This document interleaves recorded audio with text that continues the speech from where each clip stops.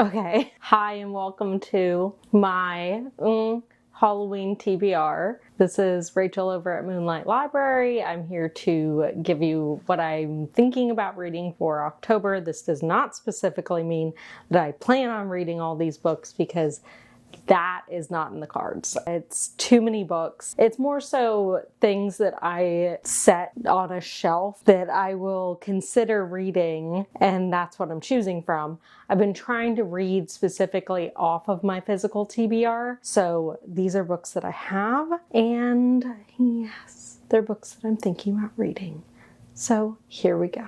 Let's start with The Descent by Jeff Long. This one, I believe, I'm pretty sure the movie The Descent is based off of this book, and I love that movie. The movie at least is a group of women who are on a trip and they decide to go caving, spelunking. Turns out that it's filled with demons, basically, the cave. It's horrifying, very claustrophobic. So when I found out it was a book, I was like, I have to get this book. It's like one of those just little long books. And the back does not really tell you anything, but it also sounds extremely horrific. We are not alone. All these different places where horrifying things have happened. Then it's like, so begins mankind's most shocking revelation that the underworld is a vast geological labyrinth populated by another race of beings. Some call them demons or devils or demons, but they are real. They are down there and they are waiting for us to find them. That sounds so scary and I love it. Roald Dahl's Book of Ghost Stories. I thought this would be fun to kind of read a couple at night or something like that. I don't know how long each of them are. I don't think they're too long. I thought it might be nice to read some like classic horror, classic ghost story things. That is horror, but at the same time, more of a, not cozy horror. Oh my God, Rachel. Not further back. Classic. That's the only word I have. Archaic. Okay, this is going horribly. Anyways, who better to investigate the literary spirit world than the supreme connoisseur of the unexpected grandpa? My cat keeps biting at the tripod. The supreme connoisseur of the unexpected Roald Dahl. Roald Dahl. Of the many permutations of the macabre, Dahl was always especially fascinated by the classic ghost story.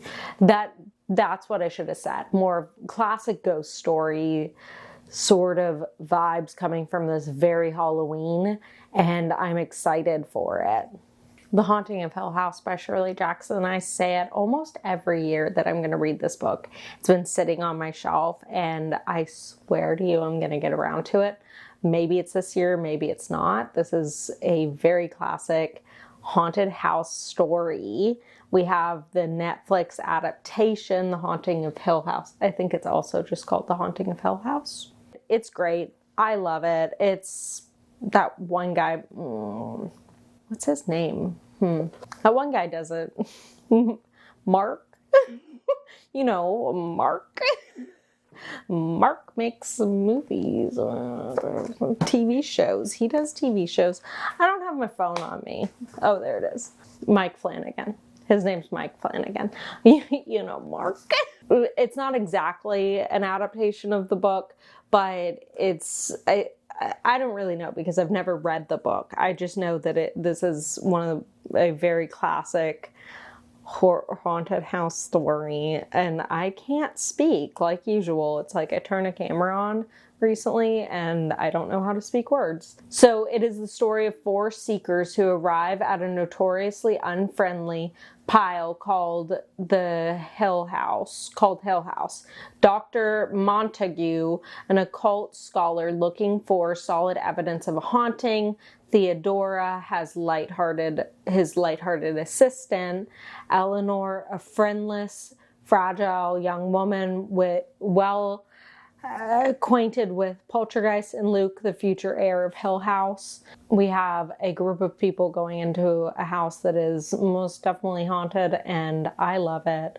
I really enjoy a haunted house story, so I'm here for it. Piñata, that's Leopoldo Gout. This one is Carmen. She lives in New York, and she ends up inheriting, I guess, supervising the renovation of an ancient abbey.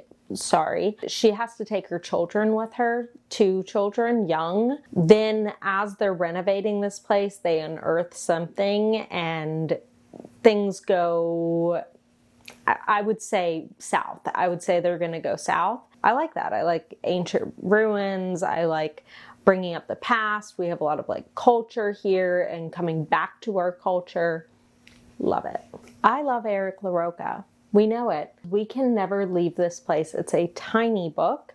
I have been saying I was going to read it. I have a good amount of Eric LaRocca's books. And so I thought I would pick this one up as a quick read over Halloween. Hopefully I get to it. It is kind of this orangey yellow and black, very Halloween colors. So it's perfect for my horror of Halloween. I'm not going to tell you what it's about, but usually most of Eric LaRocca's stuff is body horror, kind of grotesque horror. Sometimes it's a little supernatural. So I'll let you know how it is when I'm done. Ring Shout by P. Djeli Clark. I have to say I've started this book 2 to 3 times, and it's just never the right time that I started at.